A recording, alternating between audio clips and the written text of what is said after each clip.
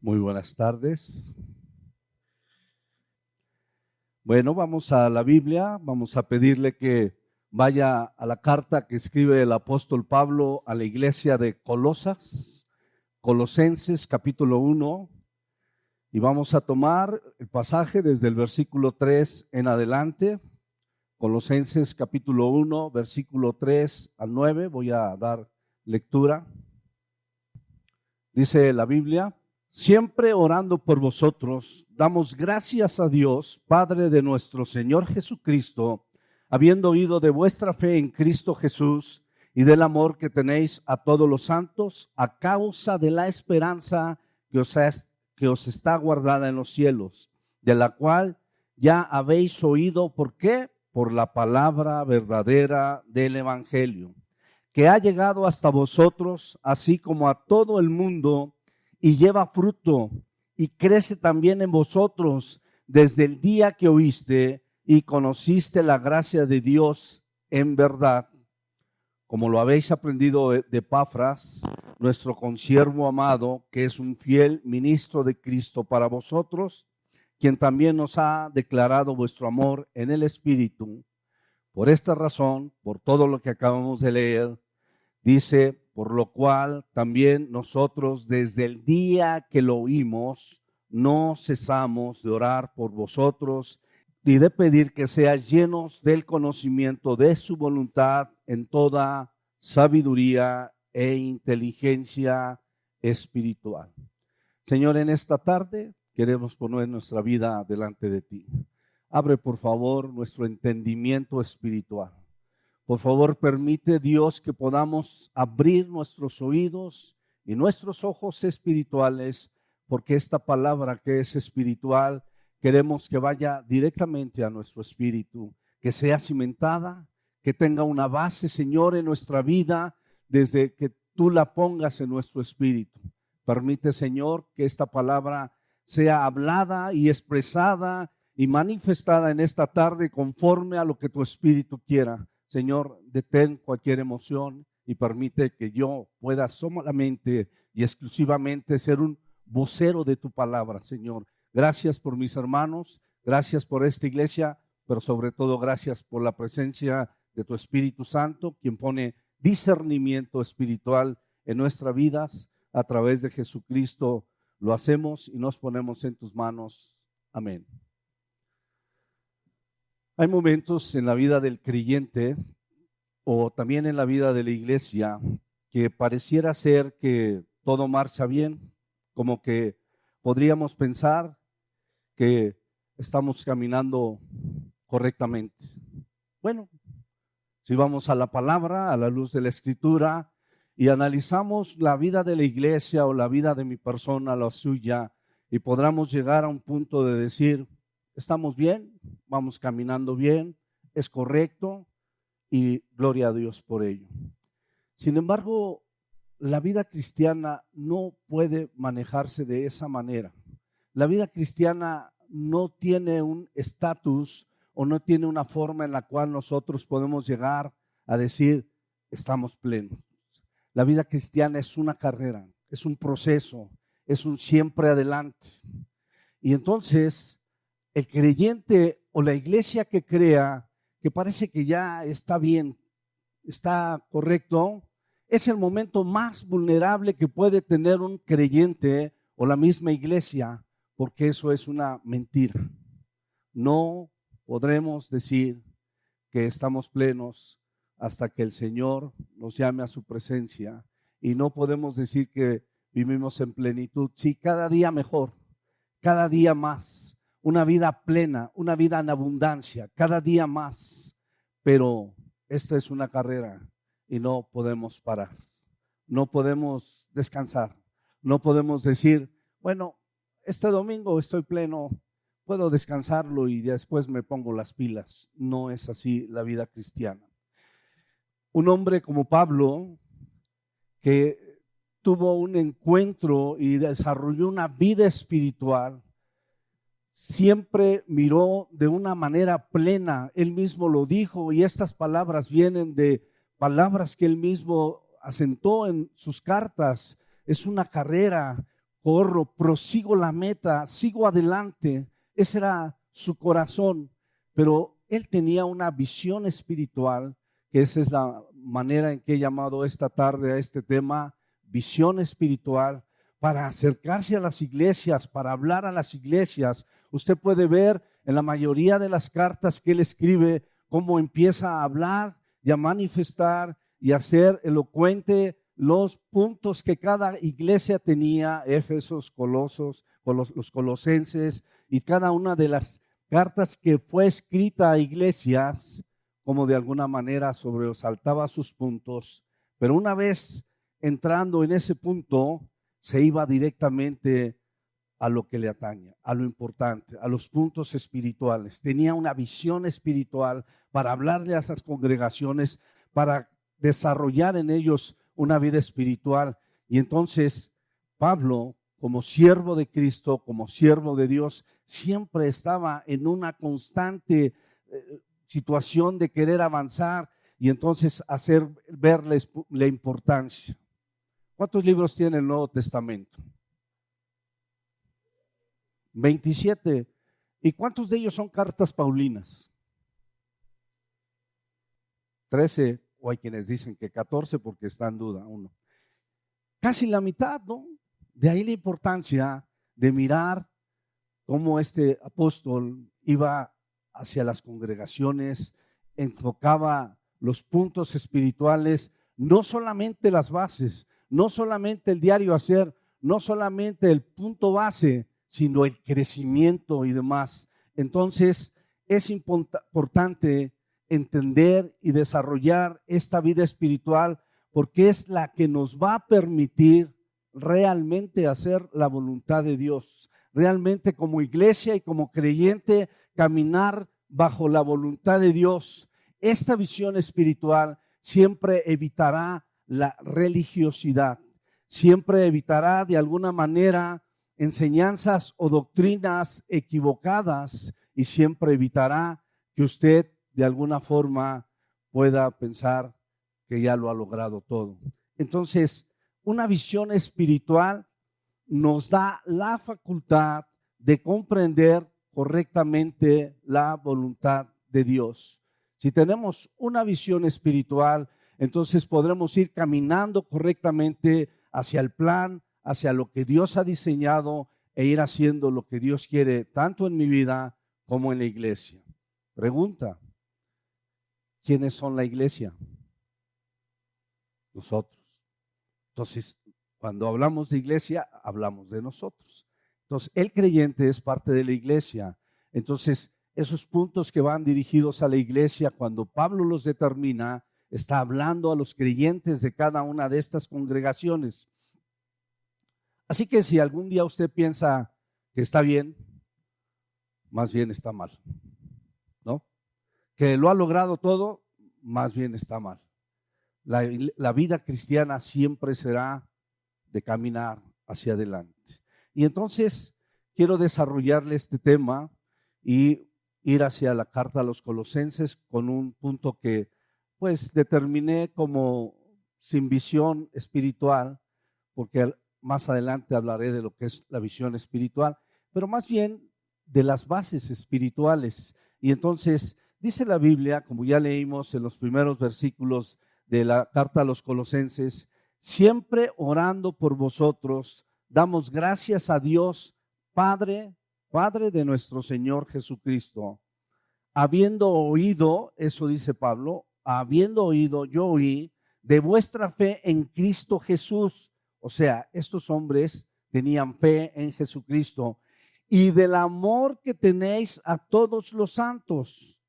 Estos dos puntos son consecuencia de la esperanza que os está guardada en los cielos, de la cual ya habéis oído por la palabra verdadera del Evangelio. Hablar y ver la palabra del Evangelio produce una fe más sólida en Cristo y un desarrollo de un amor hacia el creyente o a los cristianos. Dice que ha llegado hasta vosotros, así como a todo el mundo, y lleva fruto y crece también en vosotros desde el día que oíste y conociste la gracia de Dios en verdad.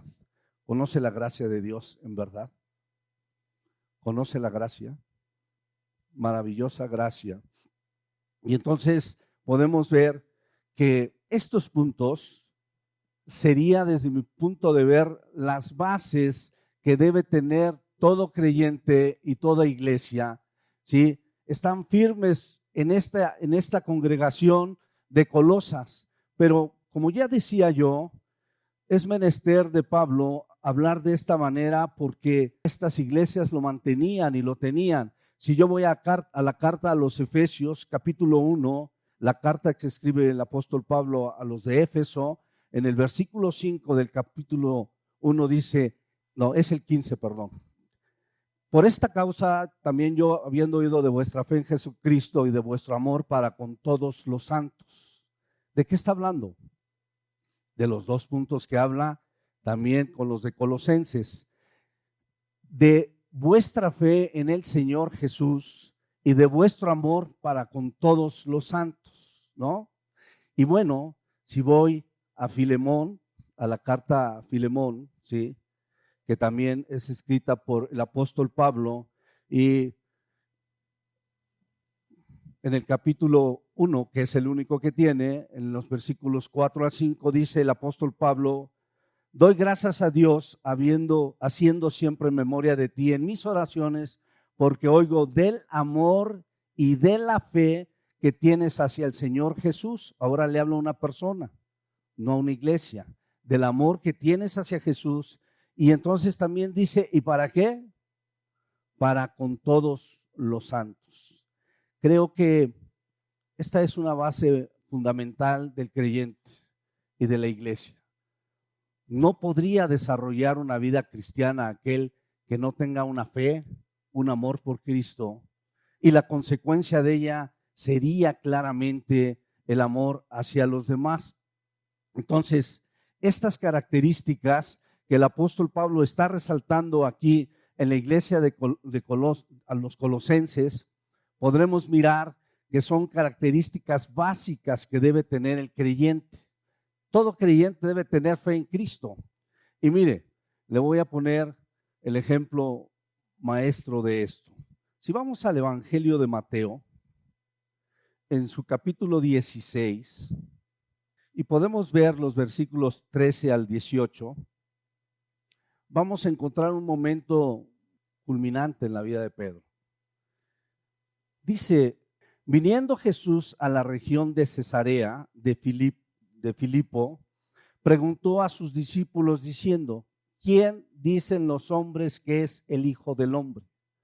Entonces ellos dijeron, unos Juan el Bautista, otros Elías y otros Jeremías o alguno de los profetas. Él les dijo, ¿y vosotros? Ustedes ahora, les pregunto, ¿quién decís que soy yo? Intempestivamente el hombre más emocional de ellos respondió, este es Pedro, y dijo, tú eres el Cristo, el Hijo del Dios viviente. Y entonces Jesús le responde, bienaventurado eres Pedro, o Simón, hijo de Jonás, porque no te lo reveló carne ni sangre, sino mi Padre que está en los cielos. Y yo también te digo que tú eres Pedro, y sobre esta roca edificaré mi iglesia, y las puertas del Hades no prevalecerán sobre ella.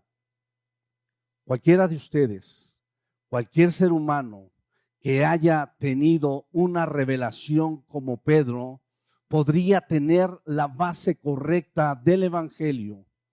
¿Cuál es la base correcta? Creer que Jesucristo es el Hijo de Dios. Si a usted se le ha revelado eso, y no solamente es un concepto en su cabeza, y usted puede afirmar perfectamente que Jesucristo es el Hijo de Dios.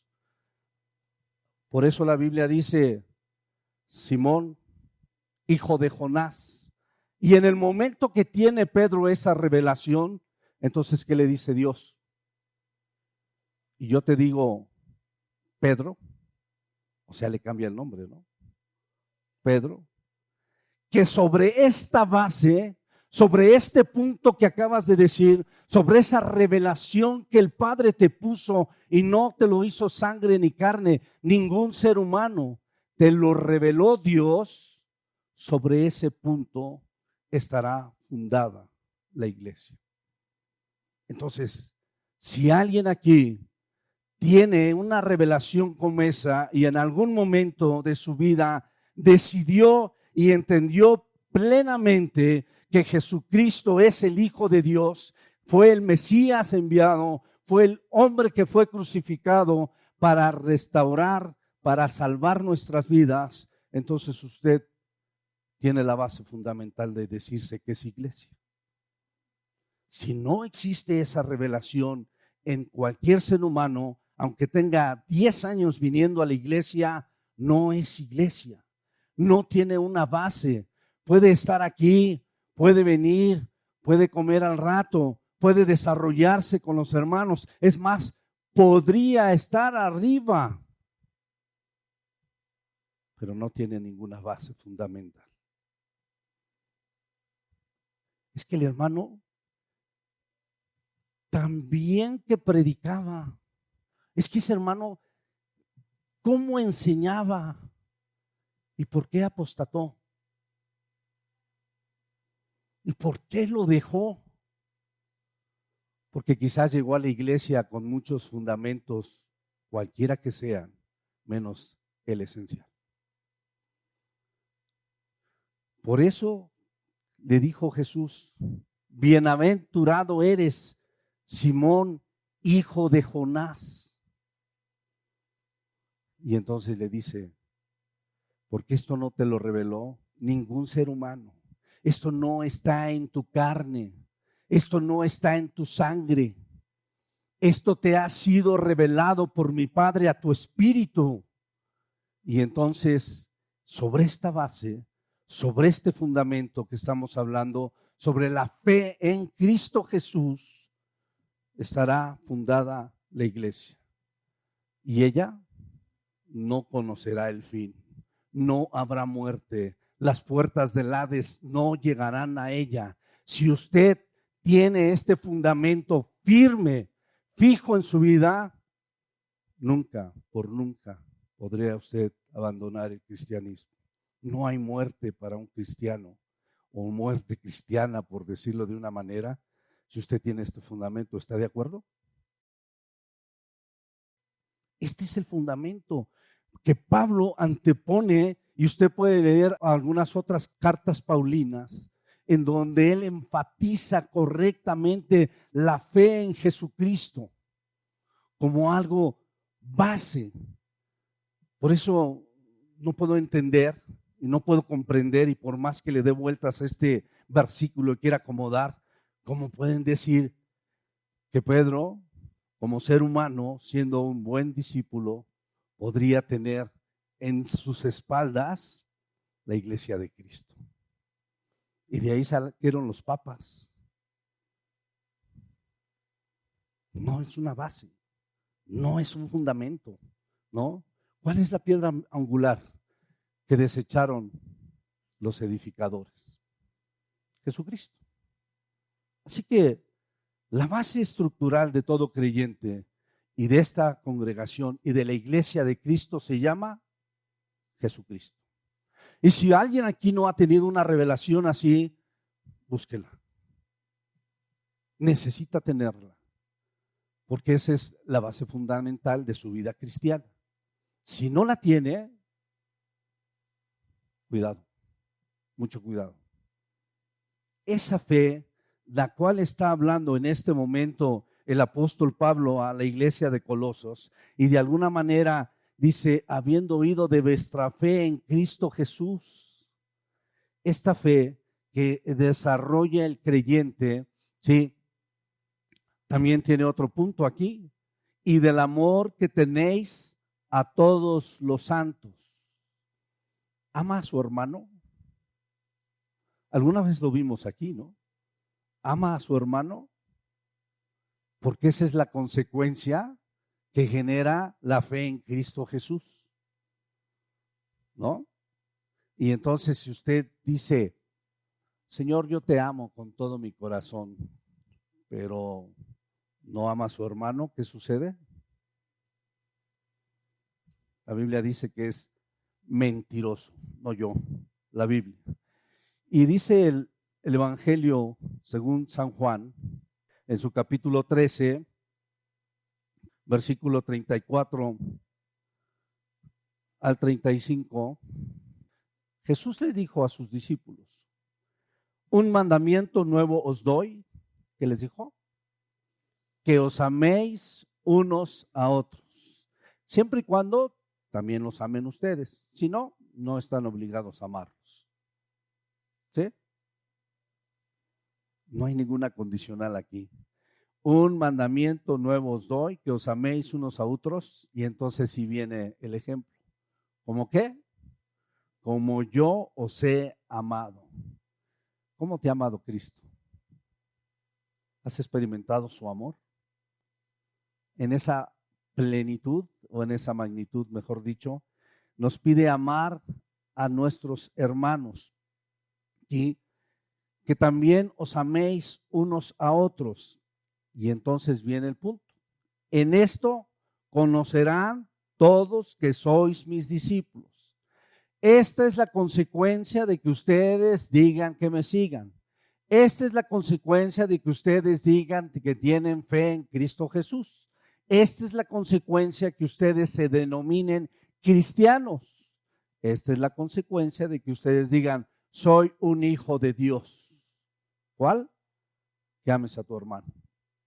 Porque eso no está en ti. Si no lo puedes amar, entonces eres tú. Cristo no está en ti. Suena fuerte, ¿no? ¿Qué te hace amar a tu hermano? ¿Las ganas que le pones? Bueno, carita feliz al llegar a la iglesia. Carita feliz. ¿El obligarte? El desarrollar la fe en Cristo Jesús. Es una consecuencia. Si tuviereis amor los unos con los otros, entonces conocerán que son mis discípulos. Estas dos características, que aunque parecen separadas, una es consecuencia de la otra, van de la mano y deben ser la base de todo creyente o toda iglesia bíblica. Toda iglesia bíblica. Y entonces estos dos puntos que está desarrollando el apóstol Pablo aquí en esta carta, que tiene que ver la fe en Cristo Jesús y del amor que tenéis a todos los santos, es una virtud que sí tienen los de Colosas, ¿no? Es una virtud que está viendo ahí. Y entonces este amor podemos ver que está como una base en ellos. Y entonces dice el 4, el 5, y a causa de la esperanza que os está guardada en los cielos, de la cual ya habéis oído por la palabra verdadera del evangelio. La palabra de Dios, ¿qué te produce? La palabra verdadera te debe producir esperanza. ¿Quién me puede decir de memoria Hebreos 11:1? Es pues la fe, la certeza de lo que se espera, la convicción de lo que no se ve. Aunque aparentemente en este pasaje no está implícita la palabra esperanza, desde mi punto de vista es un pasaje que nos puede dar la esperanza más firme que usted pueda vivir. Es pues la fe, la certeza de lo que se espera. ¿Qué es la esperanza? ¿En qué tiene esperanza? Dígame algo en lo que tiene esperanza. O piense algo en lo que usted tiene esperanza. ¿Lo puede ver? Ahora pregunto, ¿qué tan seguro está de que se vaya a dar? ¿Qué tan seguro está usted? Bueno, tengo una leve esperanza. No, no existe tal. O tiene esperanza o no la tiene. Entonces, si yo tengo la certeza de lo que estoy esperando, eso es esperanza en mi vida, ¿no? Y entonces, este pasaje bíblico me da la convicción de lo que aún no veo. Por fe declaro que esta mañana o tarde ya, mi mamá va a venir a la iglesia. ¿Es fe? No. ¿No? Y aunque como los típicos declaradores de la fe lo haga, no es fe, porque ya está. Pero si usted tiene fe y esa fe le lleva a la esperanza de saber que algo que aún no ha pasado es certero para usted y tiene la convicción total de que se va a cumplir, entonces esa fe le está generando una esperanza certera. La Biblia está muy llena de puntos que seguramente si usted los cree, tendrá fe en ellos, le generará una esperanza. Una de las más fuertes que yo veo y que desde que era medio decía, a ver, espérate, ¿cómo que Cristo va a venir por nosotros? Porque yo lo vi en la iglesia de pequeño, ¿no? Y por más que mi cabeza quería imaginar, decía, no creo. Y la verdad no creía. ¿Usted cree que Cristo venga por nosotros? Amén, amén. Hay más o menos, hermano. Amén. ¿Es una esperanza para usted o no lo es? Hay muchas en la Biblia, muchas. Mire, podría leer completamente el pasaje aquí del capítulo 11 y hablar de todos los hombres de fe que hay aquí. Y cualquiera de ellos vivió este versículo. Noé, creer que va a llover en donde nunca había llovido y actuar con esa convicción para hacer una arca, se necesita mucha fe, ¿no? ¿O no? Pero él tenía certeramente la esperanza firme de que Dios mandaría un diluvio. ¿Lo dudó? No lo dudó. Tuvo algunas complicaciones quizá de duda o de ver ahí una lucha, podría ser. Pero una vez que esa promesa, ese punto llegó a su espíritu y llegó en su vida, fue tan convincente que hizo lo más difícil que puede tener un varón. ¿Sí sabe cuál, no? Convencer a su esposa y a sus hijos, ¿no? Porque todos subieron al arca. O sea, todo este capítulo 11, todas estas personas lograron lo que se propusieron. ¿Por qué? Porque creyeron y porque esa fe les llevó a trabajar sobre esa esperanza y vivir con esa esperanza y actuar firmemente. Y entonces todo esto sucedió. Y puede ver usted toda la lista de hombres que dice esta palabra de Abraham, de Noé y de cada uno de ellos. Todo esto tiene este principio de tal manera que nuestra fe es una seguridad garantizada, ya que se basa en las promesas de Cristo, en las promesas de este Dios, y estas promesas son verdaderas, por siempre verdaderas. Y entonces todos estos hombres, dice, tuvieron esa esperanza y activaron esta fe.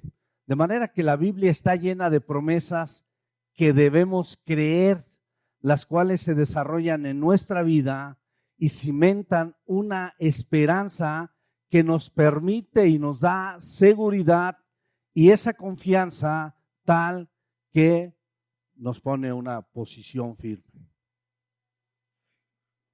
El cristiano de repente como que anda y no anda, como que camina y no camina, como que no sé, hermano, si estoy seguro de que este trabajo, no sé, hermano, no sé si estoy seguro de que sea así, no sé. Quizás es porque no lee la Biblia, ¿no? Quizás es porque no tiene una relación con el Señor. Quizás es porque no tiene la firmeza en las promesas, en el plan, en lo que Dios está desarrollando en su vida. Y hasta este momento, esta fe que establece nuestra esperanza, que son los puntos que alude el apóstol Pablo para la iglesia de Colosas, está bien, son las bases. Hasta este momento solo hemos visto que estas bases sí afirman a esta congregación y le permiten desarrollarse esta congregación. Sin embargo, es necesario algo más. El apóstol Pablo camina con ellos y les dice, pero es necesario algo más. Porque mire usted cómo dice el versículo 7 al 9, una vez que retomo el 6, que ha llegado hasta vosotros, así como a todo el mundo, y lleva fruto y crece también en vosotros, desde el día que oísteis y conocisteis la gracia de Dios en verdad, como lo habéis aprendido de Epafras, nuestro consiervo amado, que es un fiel ministro de Cristo para vosotros, quien también nos ha declarado vuestro amor en el Espíritu. Por lo cual, también nosotros, desde el día que lo oímos, no cesamos de orar por vosotros y de pedir que seáis llenos del conocimiento de su voluntad en toda sabiduría e inteligencia espiritual. Y entonces podemos ver que aquí, a pesar de las bases, a pesar de los puntos, a pesar de que pareciera que la iglesia a los colosenses pudiera tener las bases correctas y las tiene, Pablo va más allá. Pablo dice y habla a esta iglesia de este hombre llamado Epafras, que es un diminutivo de Epafrodito, que él se cree que es el pastor de esta iglesia. ¿Le digo algo? Pablo nunca visitó la iglesia de Colosas. Nunca. Y el libro de los Hechos no nos muestra en ningún momento que él la haya puesto. Epafras fue a Pablo porque las provincias cercanas que estaban ahí, como la Odisea, a unos kilómetros más, Éfeso y demás, le permitieron ir a Pablo. Y entonces, al tomarle estos puntos a Pablo, Pablo escribe esta cárcel. ¿Desde dónde? Desde la cárcel, preso. Y entonces, esta carta es la que escribe, y entonces este hombre, sí, nuestro consiervo amado, que es un fiel ministro de Cristo para ustedes los colosenses, quien también nos ha declarado vuestro amor en el Espíritu, no solamente fraternal, no solamente un amor que se puede ver, que está, sino espiritualmente. Y entonces toma un punto importante. Por este punto, por esta situación que Epafras dice, por lo cual también nosotros, desde el día que lo oímos, no cesamos, orar sin cesar, no cesamos de orar por vosotros y de pedir que sean llenos del conocimiento de su voluntad en toda sabiduría e inteligencia espiritual. ¿Va más allá o no va más allá, Pablo? Simplemente, muy bien, modo muy bien. Pablo tenía una visión para ver las situaciones de las iglesias, tenía esa revelación de Dios, tenía como que ese discernimiento espiritual tan fuerte que él iba directamente a los puntos que cada congregación y cada persona tenía, ¿no? Caray, que fue uno de los pocos, o quizá es el único, que enfrentó a Pedro y le dijo: hipócrita, enseñas y te escondes, ¿o cuál es el tema? O sea, qué autoridad, ¿no? Qué forma. Usted puede ver las cartas paulinas y puede ver cómo él va directo al punto. Oh, Gálatas insensatos, ¿quién os fascinó para dejar lo que ya habías creído? ¿Cuál? Su fe en Jesucristo. Directamente. ¿Necesita la iglesia algo así? ¿Necesita el creyente algo así? ¿O todo está bien, hermano? Dios le bendiga. Perfecto. ¿Verdad que sí? Y entonces, en este punto donde el apóstol Pablo se mete, quiero decirle lo que llanamente podemos encontrar de estas palabras. Conocimiento. Toda la información que tenemos. ¿Quiere adquirir conocimiento? Póngase a estudiar, estudiar, estudiar. Oye, ¿tú conoces de este tema? Sí, claro. ¿Tú conoces de aquel tema? Sí. Oye, y entonces conoce, conocimiento. Y luego viene otro punto en la forma en que los pone, sabiduría. La sabiduría es la aplicación correcta en forma práctica del conocimiento. En forma práctica del conocimiento. Si yo sé y conozco que el fuego puede lastimar mi dedo, prácticamente jamás meteré mi dedo al fuego, ¿no? ¿Qué conoce? Si yo conozco que hay una ley de la gravedad y la entiendo, jamás me aventaría en un edificio. Es más, ni del primer piso de una casa, ¿no? Porque entiendo que me voy a ir. Esta práctica, que ahora estoy hablando de lo que se abstiene, pero si usted conoce algo que le beneficie, que le mejore, entonces, si no lo hace, ¿de qué le sirve el conocimiento? Ahí está, pero la sabiduría es hacer. Porque hay hombres, es un hombre muy sabio, no tiene un conocimiento de no sé qué y puede ser muy bueno, pero la inteligencia tiene que ver con adquirir el conocimiento adecuado hacia lo que me conviene, ¿no?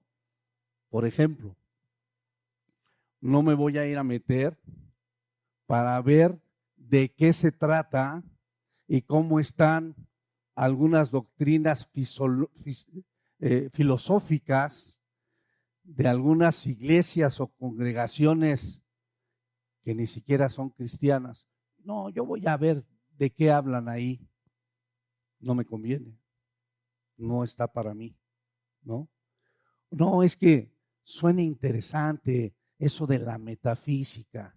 Cierra tus ojos y pon tu mente en blanco. ¿Para qué me voy a meter a algo que no me conviene? Eso es inteligencia. Qué inteligente eres por no hacer o por hacer, ¿no? Pero eso te da sabiduría. Entonces, aunque Pablo, como dije, ya resaltó las bases, se va a este punto muy interesante que tiene que ver con la vida, con el desarrollo de una vida espiritual. La voluntad de Dios ya está revelada en la palabra de Dios. ¿Lo entiende? La voluntad de Dios ya está revelada en la Biblia, pero los creyentes tenemos que aprenderla, conocerla y creerla para apropiárnosla o apropiarnos de ella y entonces poder desarrollar la vida cristiana. No basta con un sermón, hermano. No basta con una clasecita. No basta. Es necesario que te adentres a la palabra, que conozcas la voluntad y que sepas la sabiduría e inteligencia espiritual son y se requieren para cumplir la voluntad de Dios, la cual demanda discernimiento espiritual y entonces actuar con esa base de revelación que Dios te pueda poner. ¿Quién cree que le decía al apóstol Pablo lo que tenía que escribir aquí? Hombre, qué inteligente Pablo. No, como yo dije, fue a los puntos básicos. ¿Quién le dictó lo que debería escribir en Colosenses? ¿Quién le dijo a Juan, escribe? Y le dictó el Apocalipsis. Dios. Dios. Pero si no hay revelación, pues no podemos más que tener sabiduría humana o cotidiana. Si no es revelación de Dios, si no hay una relación con Dios, si no hay una compenetración en una vida devocional, en una vida relacional con Dios, no sé si decirle, pero es importante que leas la Biblia, pero no basta. ¿Lo entiende? No basta. Porque esta palabra tiene que ser revelada a tu espíritu. De otra manera, son conceptos en la mente. ¿Quién te la va a revelar? El Espíritu Santo. Y entonces hago una pregunta interesante. ¿Cómo es tu relación con el Espíritu Santo de Dios? ¿Cómo me va a decir Andrés los planes de la buena semilla? ¿Cómo voy a enterarme yo? ¿Cómo voy a estar compaginado ahí emocionalmente y decir, Señor, cómo no? Si ni le hablo, ¿no? La relación que puedas tener, eso es lo que te va a dar de alguna. Andresito Hernández, oye, ¿cómo puedo saber? ¿Cómo puedo moverme en la importancia de una alabanza? Yo nomás canto y ya. Yo voy a lo que voy. Oh, Señor, aleluya. ¿Quién sabe? Yo nomás canto. Es importante la relación.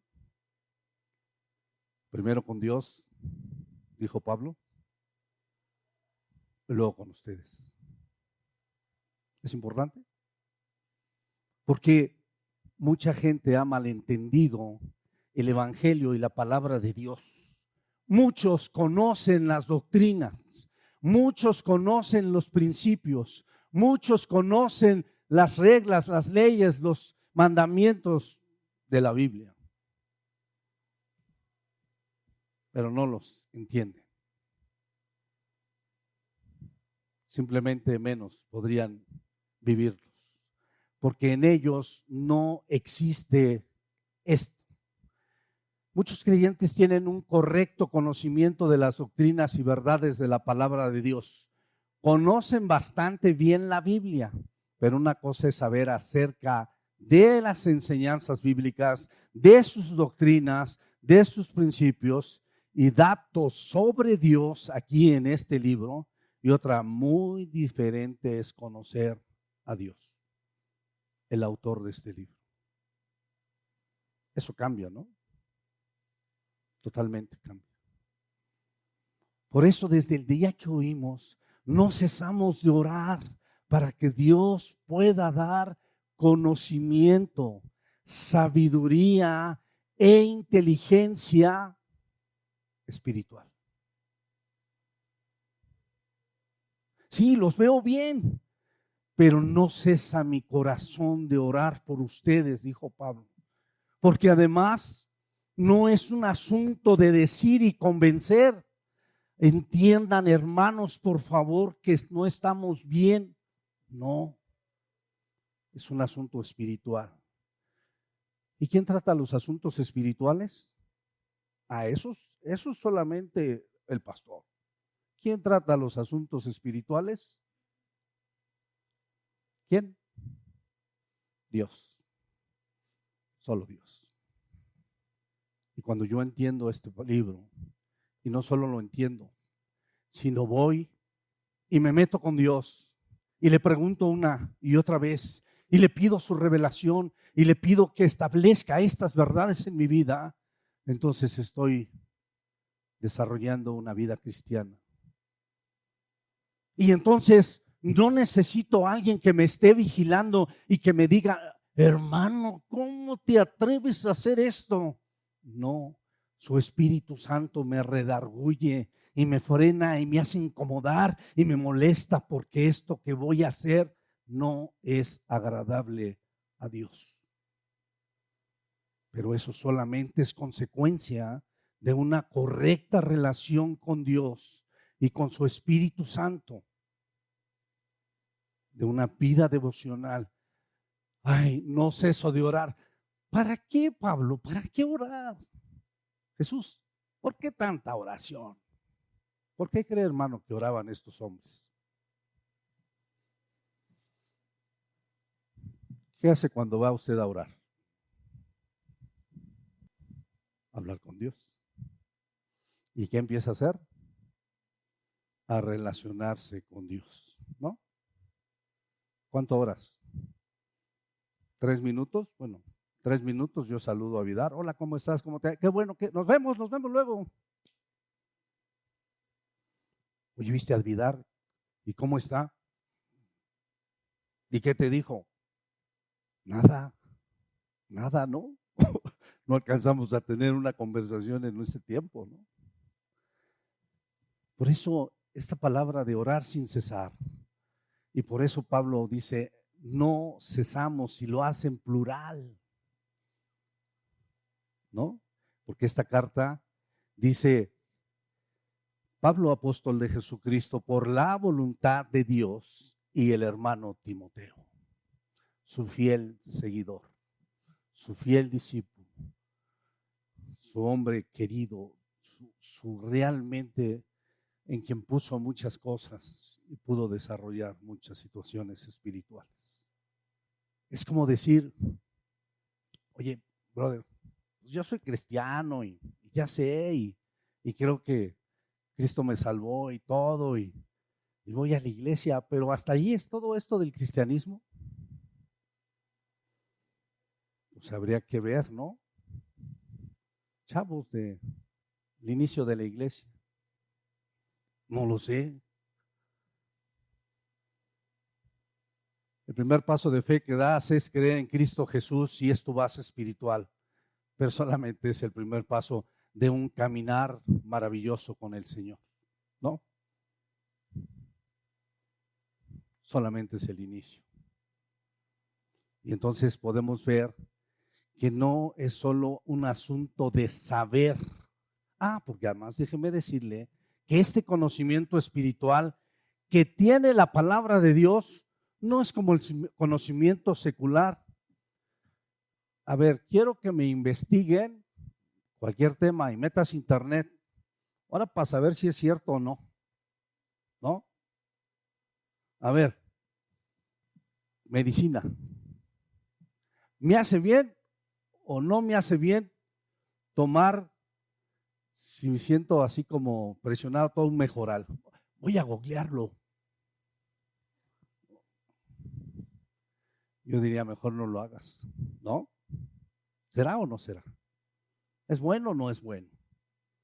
Y entonces es un punto muy fuerte. Ese conocimiento que vas a meter a tu cabeza podría ser cierto o no. No lo sé. Este conocimiento que vas a meter a tu cabeza es cierto o no es cierto. Totalmente cierto. No dudes ni una sola palabra, porque esta palabra de Dios es inerrante. ¿Se acuerdan o no? Es inerrante. No tiene errores. Ese es otro punto del conocimiento espiritual. Entonces, de alguna forma podemos mirar que no solo se trata de saber, sino de recibir esta palabra que es viva y eficaz, de crecer en este conocimiento, ¿sí? Y se puede saber mucho de doctrina, mucho de enseñanzas, pero la sabiduría espiritual tiene que ver con la acción. ¿Sabes que Dios te es proveedor? Sí. Cuando Abraham llevó a Isaac y lo iba a sacrificar, y ya que lo tenía, Dios le proveyó y dijo, Jehová Jireh. No, sí, yo lo sé. Bueno, bíblicamente es correcto. Es un pasaje donde aparece por primera vez esa palabra Jehová Jireh. Es proveedor. Bueno, ahora sí, como dijo aquel, gracias a Dios por Abraham, pero ¿y yo? ¿Has experimentado la proveeduría de Dios? Entonces puedes saber que Dios es proveedor. ¿Sí o no? Si lo crees, lo vas a hacer. Si no lo crees, no lo vas a hacer nunca. Si crees en esta palabra y crees en lo que Dios te está hablando y diciendo, lo vas a hacer. Si no lo crees, te lo vas a reservar. Y solamente será un concepto. Y pondrás en tu casa Jehová Jireh. Y se verá bonito, pero hasta ahí llegará. No es un conocimiento espiritual. No puede generarte sabiduría espiritual. Y no puede ser inteligente espiritualmente. Solamente lo harás como mucha gente que lee la Biblia y dice, ¿y qué hubiera pasado si no hubiera dado un carnero ahí? Sí lo mata. Y especulan muchas cosas, ¿no? Sin embargo, ese es el punto, ¿no? No solamente es saber. Esta palabra está viva, la tienes que recibir, las tienes que asentar, la tienes que cimentar en tu vida. Y vamos a retomar, y lo quiero llevar nuevamente al libro de Efesios. Efesios capítulo 1, versículos 15 al 19. Fíjese cómo ahora dice, no a la iglesia de Colosas, sino a la iglesia de Éfeso. Por esta causa también yo, habiendo oído de vuestra fe en el Señor Jesús y de vuestro amor para con todos los santos, que son los dos puntos que ya vimos, no ceso de dar gracias por vosotros, haciendo memoria de vosotros. ¿En dónde? En mis oraciones. ¿Se relacionaba con Dios Pablo o no? Pues no sé si mienta, pero yo creo que en muchas de las cartas dice orando, rogando por ustedes. Y son 13. Bueno, a mí me pusieron el viernes a orar 2, o yo estoy orando por 2 personas. Y luego así, por 13 y por toda la iglesia. ¿Es un nombre de oración o no? Entonces la oración hace falta también en el creyente. Para que el Dios de nuestro Señor Jesucristo, el Padre de gloria, os dé espíritu de sabiduría y de revelación en el conocimiento de Él. ¿Muy parecidas las palabras? ¿No? ¿Muy parecidas o no? Conocimiento, ¿sí? Espiritual, sabiduría espiritual, espíritu de sabiduría, dice, alumbrando los ojos de vuestro entendimiento, para que sepáis cuál es la esperanza a que Él os ha llamado y cuáles las riquezas de su gloria, de su herencia en los santos. Entonces, va más allá, ¿no? No solamente es lo básico. No cesa de dar gracias a Dios, no cesa de hacerlo. Esto me lleva a decir que hay hombres eruditos, muy eruditos cristianos, que no siempre son los más sabios. El hecho de predicar no significa que te haga sabio. Lo que me hace sabio es que estos conocimientos lo lleve a la práctica. Eso me hace sabio. Así que, si predico o no, no se confunda, no hay mucha diferencia. Alguna vez dije, lo más importante para el creyente quizás, más que leer toda la Biblia, podría mejor entender un versículo y practicarlo y sería mejor. Porque hay muchos que conocen la Biblia de A a la Z y solamente la conocen, ¿no? Mire, Jesús lo dijo, Mateo 23, 1 al 4.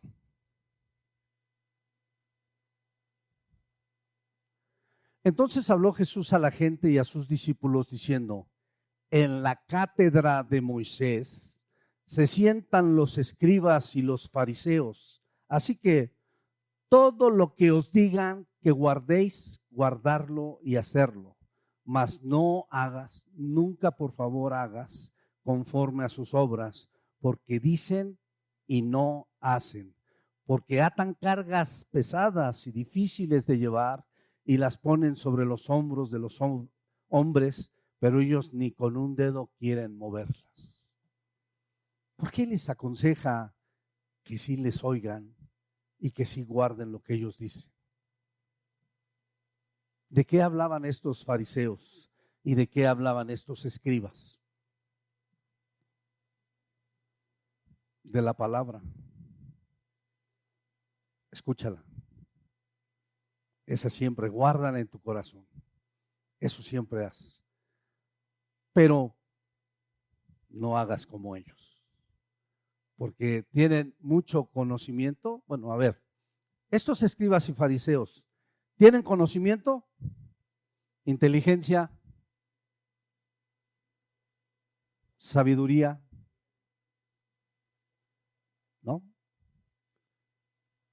Y eran, wow, ¿no? Y sabían más que todos ustedes juntos y yo juntos de la Biblia. Pero no tenían sabiduría. No hacían práctica. No hacían nada de lo que decían. Es más, ponían las cargas a los demás. Pero ellos ni con un dedo querían llevar las cargas. Ese es el punto. Hay mucha gente que conoce de Biblia. Hay mucha gente que es buena para la Biblia. Pero el problema es, dice Pablo, no ceso de orar por ustedes. No ceso de orar por ustedes. Porque Dios les dé sabiduría, conocimiento e inteligencia espiritual. Eso es una visión más allá. Y entonces vamos a ver los resultados que dice aquí. Versículo 10 al 12. ¿Para qué necesitamos este conocimiento, esta inteligencia y esta sabiduría espiritual? Para que andéis como es digno del Señor, agradándole en todo, llevando fruto en toda buena obra y creciendo en el conocimiento de Dios. A ver. Si ya tengo conocimiento, sabiduría, inteligencia y otra vez conocimiento y luego creciendo en el conocimiento, nunca vas a tener un conocimiento total. Siempre estarás creciendo en el conocimiento. Siempre. Pero el crecer en el conocimiento, según lo que acabamos de decir, no es que te sepas de memoria la Biblia. ¿Qué es?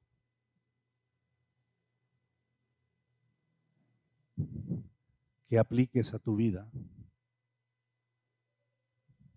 Y no de una manera, no, es que la Biblia dice así y yo, sino a través de lo que tú puedas mirar, de ese caminar, de ese vivir constante de tu relación con Dios, Dios te va a ir mostrando y te va a permitir, más allá de ser legalista y obedecer, disfrutar la vida cristiana. Vivir plenamente la vida cristiana. Vivir una vida en abundancia. Y entonces desarrollar una sabiduría espiritual en base a qué? Al conocimiento que tengas espiritual, ¿no? El Espíritu Santo da testimonio a nuestro espíritu de que somos hechos ¿qué?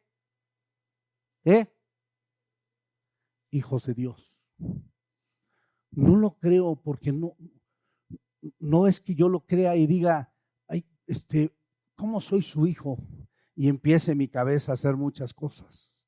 Si su Espíritu Santo da testimonio a mi espíritu, sé que no hay otra cosa más que Dios me ha hecho un hijo suyo. Y Él está transformando mi vida y Él está llevándome cada día a la figura perfecta de Cristo para que entonces yo pueda tener esa plenitud. Pero a ver, ¿cómo que soy hijo de Dios? Pues hay cosas que no, tu cabeza no. Pero cuando esta palabra se revela a tu vida, entonces caminas. Conocimiento espiritual, inteligencia espiritual y sabiduría. Termino con la carta a los Efesios, capítulo 4, versículos 12 al 15.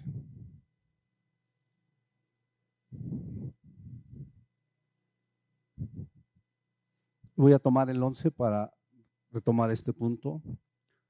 Y él mismo constituyó a unos apóstoles, a otros profetas, a otros evangelistas, a otros pastores y maestros, a fin de ¿qué?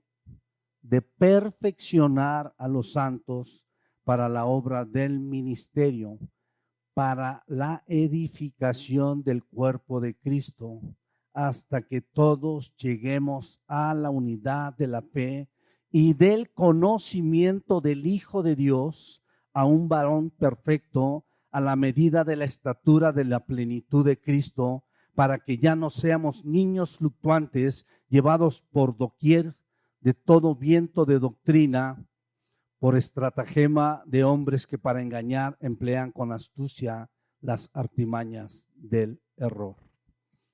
¿Qué hacen estos ministerios? ¿Qué hace un apóstol? ¿Qué hace un profeta? ¿Qué hace un evangelista? ¿Qué hace un pastor? ¿O qué hace un maestro? Un evangelista te da las buenas nuevas de Dios. Un maestro te enseña la palabra. Un profeta habla la palabra. ¿Sí? Un apóstol como Pablo anda viendo que la enseñanza sea correcta, que las cosas espirituales y el plan de Dios se desarrolle correctamente en la iglesia. ¿Y cuál es el fin de toda enseñanza? ¿Cuál es el fin de todo lo que hacemos? ¿Cuál es el fin de que usted esté sentado aquí escuchándome a mí? Por eso Pablo no cesa de orar, para que Dios los lleve más allá. En un conocimiento. Esta Biblia tiene puras verdades. No tiene que ver con, como ya dije alguna vez, cómo la tomo, cómo la vía. Son absolutos. Todo es verdad. Y estos maestros, estos profetas, estos pastores solamente la enseñan. Y entonces va plasmándose en su vida y va creciendo su conocimiento. No dice de la palabra. Ahora dice, este conocimiento, sí, que tiene que ver con el conocimiento de Dios. Creciendo en el conocimiento de Dios. Creces en la palabra, pero también creces en tu relación, creces en tu oración, creces en tu vida devocional y claro que creces como cristiano. Y el día que tú vayas creciendo como cristiano, la iglesia crece. ¿Sí o no? No es que seamos 200, es que usted y yo seremos más maduros en el Señor. Para que ya no andemos fluctuando de aquí para allá como las olas del mar, como llevados por doquier.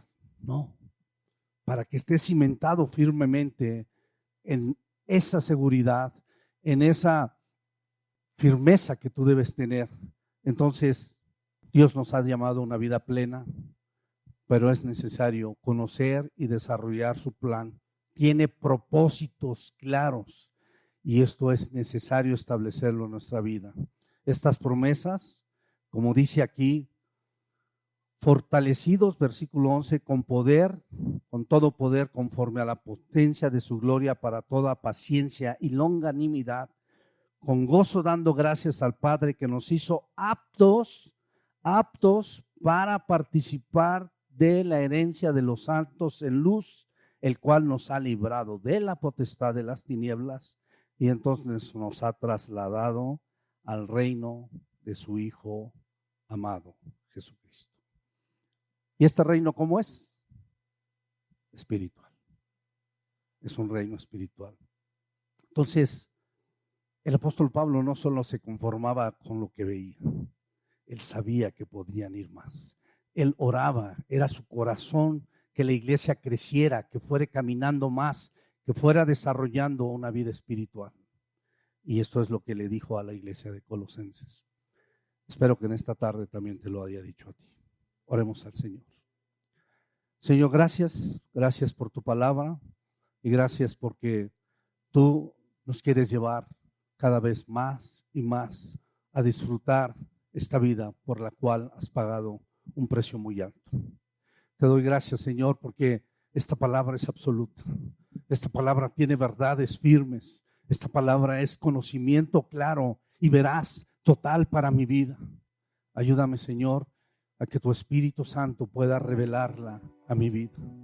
Permite, Señor, que dé prioridad a relacionarme contigo y yo pueda, Señor, tener contigo esa comunión, esa manera para que yo pueda ver y saber lo que demandas de mí y también de tu iglesia, Señor. Ayúdanos, Señor, como buena semilla, a que podamos mirar realmente los propósitos espirituales. Yo sé que Pablo no ha venido a visitarnos, pero sé que siempre y por siempre en nosotros está tu Espíritu Santo, que nos guía, que nos revela, que nos habla y que nos lleva a toda verdad.